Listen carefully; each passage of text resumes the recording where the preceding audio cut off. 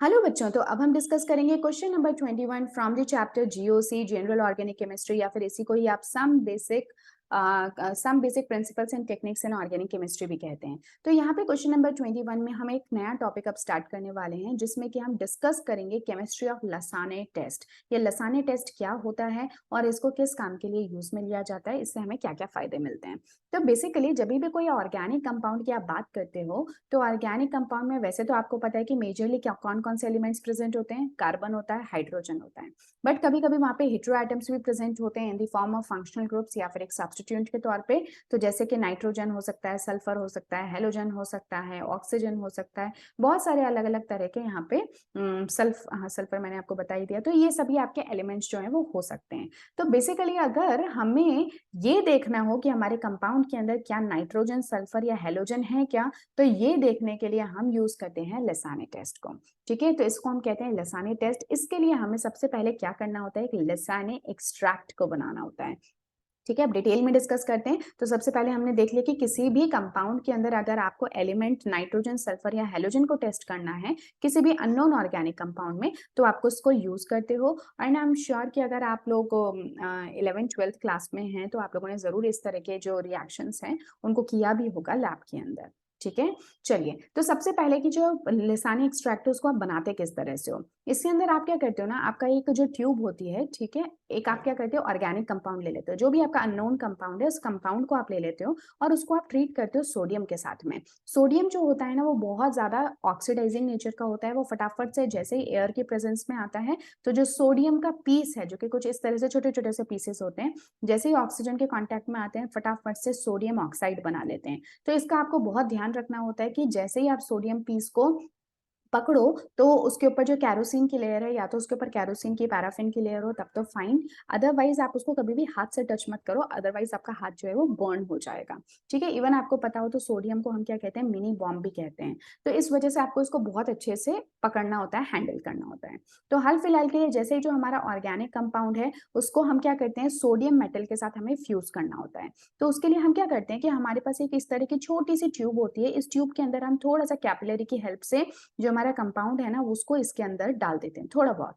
अब क्या करते हैं, हम एक सोडियम पीस को लेते हैं और इस सोडियम पीस को भी हम इस छोटी सी कैपिलरी ट्यूब के अंदर डाल देते हैं। तो आपका ये सोडियम पीस भी इधर आ जाता है। अब हम इसको है ना फ्लेम के ऊपर रखते हैं ताकि ये दोनों आपस में अच्छे से एक दूसरे के साथ फ्यूज हो जाए।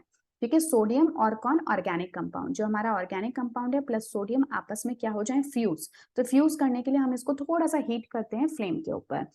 तो जैसे ही आपस में हीट हो जाते हैं, तो ये क्या फॉर्म करेंगे, सोडियम और अब इसमें क्या है, हमारे ऑर्गेनिक कंपाउंड में अब हम श्योर नहीं है, नाइट्रोजन हो सकता है, सल्फर हो सकता है, हेलोजन हो सकता है। अब हम बारी बारी करके एक एक को हम लेते हैं। तो अगर मान लो कि मेरे ऑर्गेनिक कंपाउंड में कार्बन तो ऑफकोर्स है ही है, सोडियम भी अब आके यहाँ पे जुड़ चुका है, और साथ में मान लो कि अब इसके अंदर नाइट्रोजन प्रेजेंट है, तो किस तरह के रिएक्शंस आपको देखने को मिलेंगे।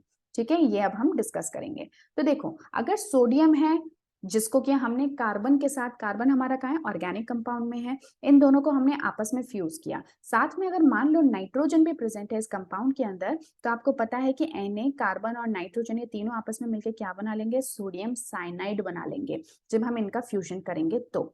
ठीक है, तो ये बन गया हमारा सोडियम साइनाइड। अब क्या होता है, when the Lassaigne extract is boiled, ये जो आपका एक्सट्रैक्ट बना इसी को हम लसाने एक्सट्रैक्ट कहते हैं। अब हम इसको क्या करेंगे, बॉईल करेंगे विद फेरस सल्फेट सोल्यूशन। ठीक है, और साथ में हम क्या करते हैं, धीरे धीरे से इसके अंदर कुछ अमाउंट ऑफ कंसंट्रेटेड H2SO4 को ऐड करते हैं। इसको करने से होगा क्या, जब आप फेरस सल्फेट को सोडियम हाइड्रोक्साइड के साथ ट्रीट करते हो, तो पहले स्टेप में क्या बन जाता है, आपका फेरस हाइड्रोक्साइड। ये जो होता है ना, ये ग्रीन कलर का होता है। ठीक है, ये आप लोगों ने इजीली कर रखा होगा। और हाँ, एक और बात, इसके लिए जो भी आप फेरस सल्फेट लेते हो ना, वो फ्रेशली प्रिपेयर्ड फेरस सल्फेट होना चाहिए। तो ये जो फेरस सल्फेट आपने लिया, इसको जब आपने बेस के साथ ट्रीट किया, तो हुआ क्या, इससे बन गया फेरस हाइड्रोक्साइड। फिर यही जो फेरस हाइड्रोक्साइड जब NaCN के कांटेक्ट में आता है, इस लसाने एक्सट्रैक्ट कांटेक्ट में आता है, so first of all it form sodium ferrocyanide. ठीक है, ये बन गया आपका सोडियम फेरोसाइनाइड। अब यही जो सोडियम फेरोसाइनाइड है, जब आप इस मिक्सचर को हीट करते हो हल्का सा, ठीक है, क्या करोगे, हीट करोगे, तो ये सोडियम फेरोसाइनाइड आपका किसके अंदर चेंज हो जाता है, फेरिक फेरोसाइनाइड। इसका जो कलर होता है ना, बड़ा ही सुंदर सा प्रूशियन ब्लू कलर होता है। ये बिल्कुल वैसा ही कलर होता है जैसे जो मोर की गर्दन होती है ना, ये बहुत ही गंदी मैं मोर बना रही हूँ बट जो आपकी मोर होती है ना, मोर, मोर की गर्दन आप लोगों ने कभी देखी होगी, तो जिस तरह की उसकी गर्दन होती है, बहुत लंबी गर्दन होती है मोर की, है ना?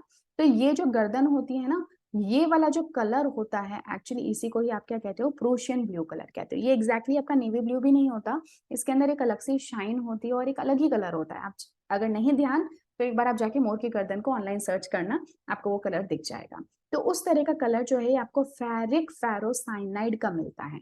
ठीक है, एक बार वापस से रिपीट कर देती हूँ इस प्रोसेस में हमने किया क्या। ये जो फेरिक फेरोसाइनाइड का बनना है ना, this confirms the presence of nitrogen. देखो ये नाइट्रोजन से ही तो ये साइनाइड आ रहा है, तो ये नाइट्रोजन की प्रेजेंस को शो करता है कंपाउंड के अंदर। ठीक है, so this gives the confirmation of nitrogen to be present in the compound. अब मैं फटाफट से एक बार एक्सप्लेन कर देती हूँ वापस से कि हमने किया क्या। सबसे पहले हमने क्या लिया था, हमारा ऑर्गेनिक कंपाउंड लिया था और एक सोडियम पीस को लिया, दोनों को एक कैपिलरी ट्यूब के अंदर लिया और दोनों को आपस में फ्यूज कर दिया थोड़ा सा हीट करके।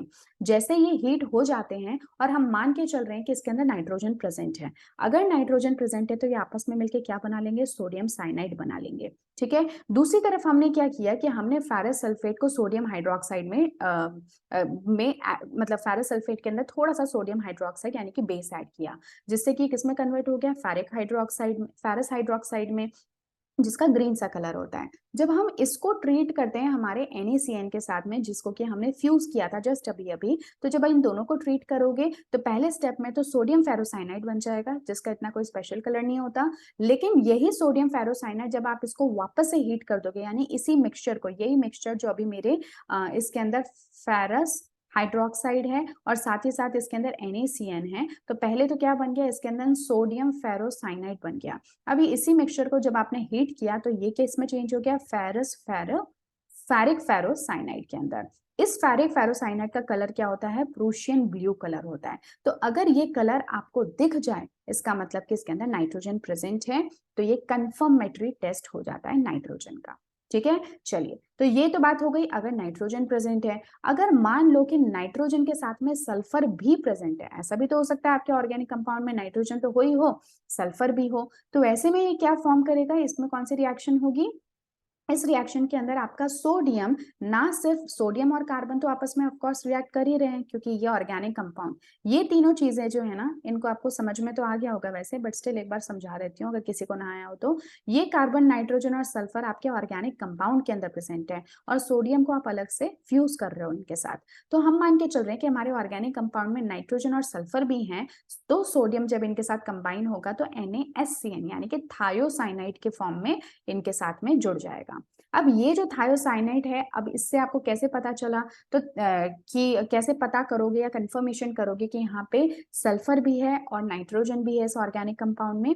तो इसके लिए आप क्या करोगे ना, आप इसको Fe3+ यानी कि जो फेरस आयन है, फेरस आयंस है, उनके साथ में आप इसको ट्रीट कर दोगे। तो फेरस आयन NaSCN के साथ में क्या फॉर्म कर लेते हैं, दे फॉर्म फेरस थायोसाइनेट। तो ये क्या हो गया, FeSCN3। इसका होता है बड़ा ही सुंदर सा ब्लड रेड कलर। ये ब्लड रेड कलर सिर्फ तभी आएगा अगर आपके ऑर्गेनिक कंपाउंड में सल्फर के साथ में नाइट्रोजन दोनों ही प्रेजेंट है। ठीक है, तो अगर ये ब्लड रेड कलर आ जाता है तो आप कंफर्म हो जाते हो कि आपका ऑर्गेनिक कंपाउंड, उसमें ना सिर्फ सल्फर और नाइट्रोजन दोनों ही प्रेजेंट है। ठीक है, तो इसके लिए भी हमने किसकी हेल्प ली, हमने सोडियम एक्सट्रैक्ट की या लसाने एक्सट्रैक्ट की हेल्प ली।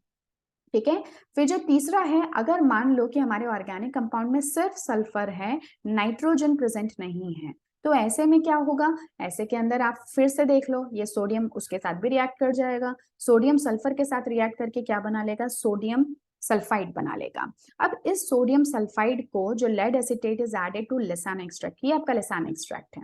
लेसानी एक्सट्रैक्ट अब आप समझ गए होगे, सोडियम का जब आप ऑर्गेनिक कंपाउंड के साथ में फ्यूजन करते हो तो जो एक्सट्रैक्ट बनता है उसी को लेसानी एक्सट्रैक्ट कहते हैं।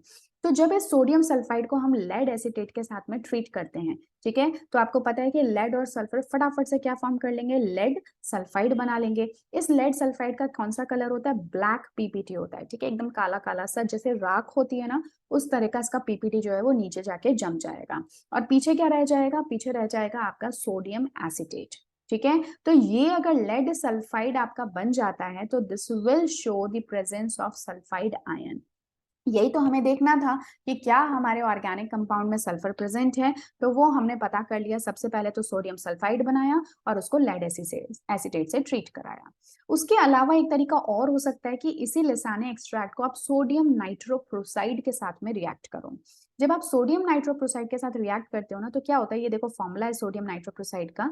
ये तो हो गया सोडियम, और नाइट्रोप्रोसाइड क्या होता है, सो अगर आयरन, ये है आपका नाइट्रस एसिड एंड CN5, ठीक है, साइनाइड। ये देखो बिल्कुल वैसा सा ही स्ट्रक्चर है। अगर आप इसको कंपेयर करो जो अभी थोड़ी देर पहले हमने डिस्कस किया था, देखो इसके अंदर भी क्या है, ये आपका प्रोशियन ब्लू कलर है ना, प्रोसाइड, प्रोसाइड वर्ड शायद यहीं से आ रहा है।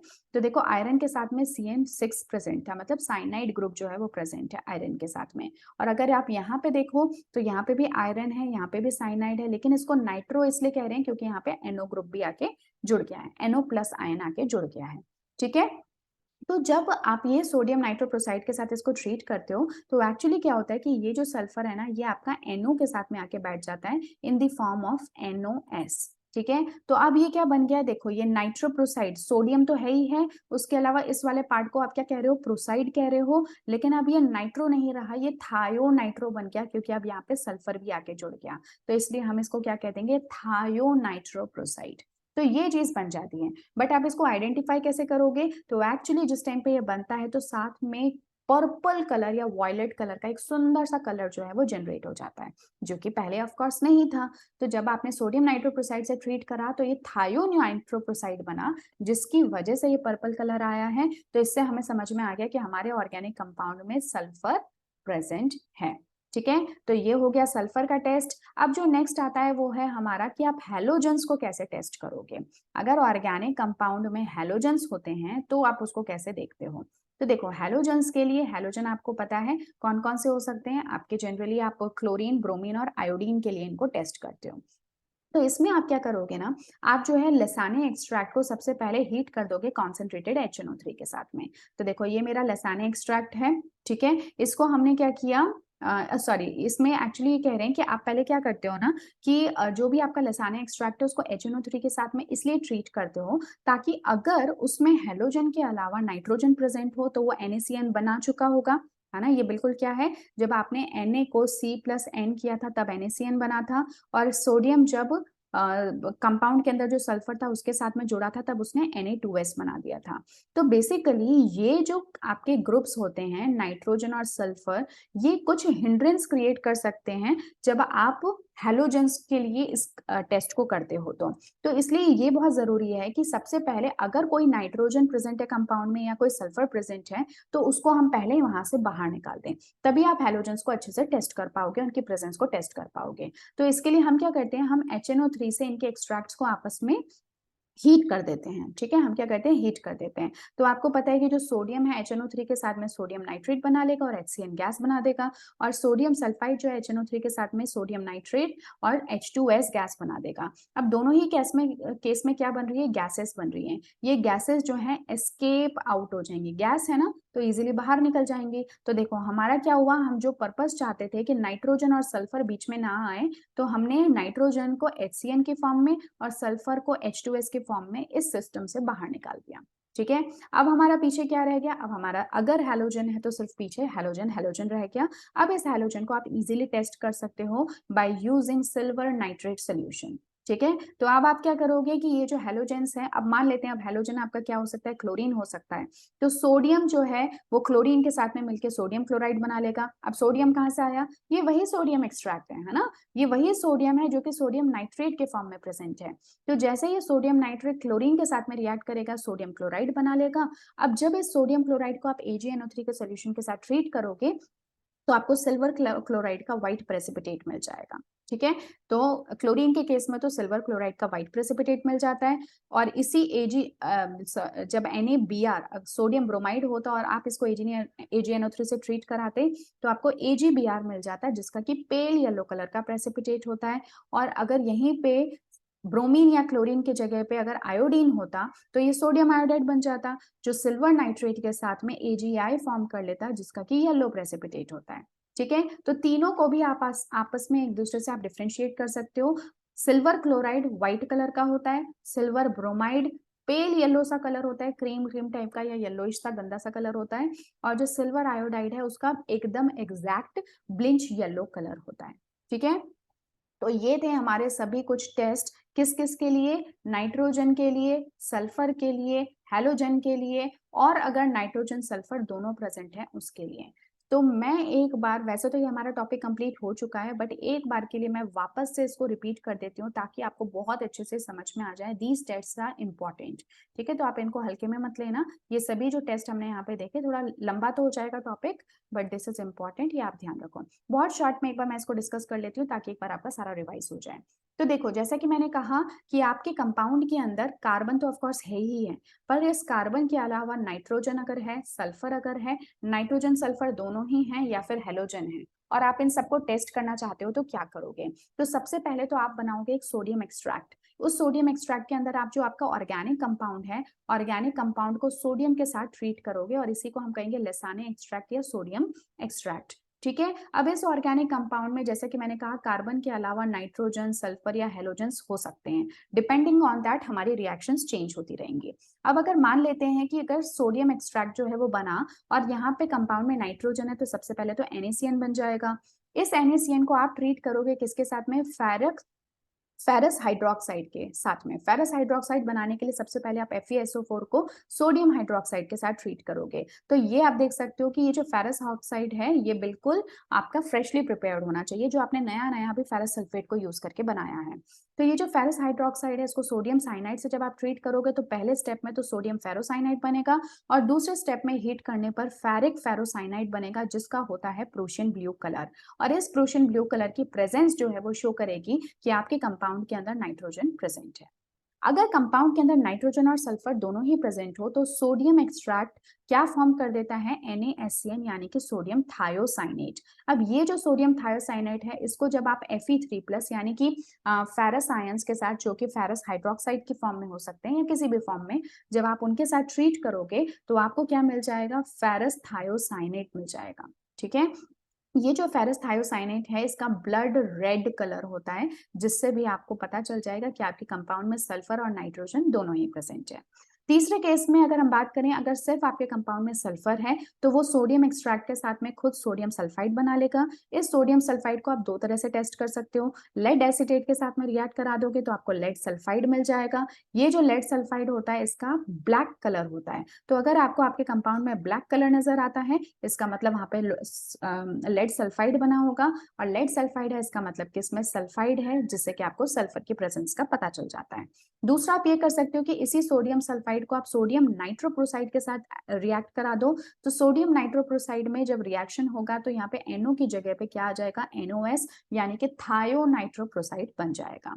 इसका कलर होता है पर्पल कलर, जिससे कि आपको यहाँ पे सल्फर के होने का अंदाजा लग जाएगा। चौथे केस में अगर आपके कंपाउंड के अंदर हैलोजेंस प्रेजेंट होते हैं तो दिस इज वेरी इंपॉर्टेंट कि अगर कंपाउंड में हैलोजन के अलावा नाइट्रोजन या सल्फर है तो आप पहले उनको रिमूव करो। तो रिमूव करने के लिए हम HNO3 के साथ में इनको हीट करते हैं। तो हीट करने से जो नाइट्रोजन और सल्फर है वो HCN और H2S गैस की फॉर्म में बाहर निकल जाते हैं। अब देखो पीछे क्या रह गया? ना कोई नाइट्रोजन ना कोई सल्फर, सोडियम जरूर प्रेजेंट है। So this sodium is important, क्योंकि यही सोडियम जो है वो जब आपका क्लोरीन, अगर कंपाउंड में क्लोरीन होता है, ऑर्गेनिक कंपाउंड में अगर क्लोरीन है तो क्लोरीन के साथ में रिएक्ट करके NaCl बनाएगा, और जब इसको हम सिल्वर नाइट्रेट सोल्यूशन के साथ ट्रीट करेंगे तो आपको सिल्वर क्लोराइड का व्हाइट प्रेसिपिटेट मिल जाएगा। अगर ऑर्गेनिक कंपाउंड में हेलोजन जो है वो ब्रोमीन है तो सोडियम ब्रोमाइड सिल्वर नाइट्रेट के साथ में रिएक्ट करके AgBr बनाएगा, जो कि पेल येलो कलर का होगा। और अगर ऑर्गेनिक कंपाउंड में आयोडीन है तो सोडियम आयोडाइड AgNO3 के साथ में ट्रीट करके सिल्वर आयोडाइड बनाएगा, जिसका कि येलो कलर होगा। तो आपस में भी आप हेलोजेंस को इस तरह से डिफरेंशिएट कर सकते हो कि ऑर्गेनिक कंपाउंड में एक्चुअली कौन सा हेलोजन प्रेजेंट है। ठीक है, सो आई गेस कि आपको अब ये बहुत अच्छे से क्लियर हो गया होगा कि हम किस तरह से ऑर्गेनिक कंपाउंड्स में डिफरेंट एलिमेंट्स को पता कर पा रहे हैं। ठीक है, तो ये था आपका पूरा का पूरा question which was based on Lassaigne's test.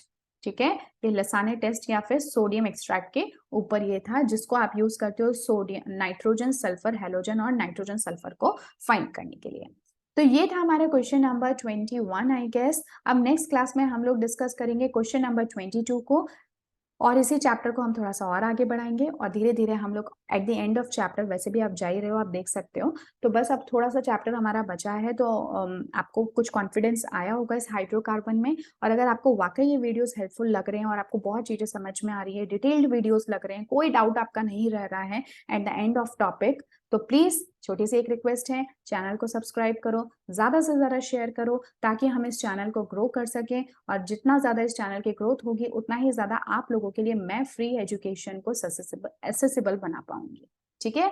चलिए, तो मिलते हैं हम हमारी नेक्स्ट क्लास में। Till then take care and goodbye and keep practising. Enjoy your day.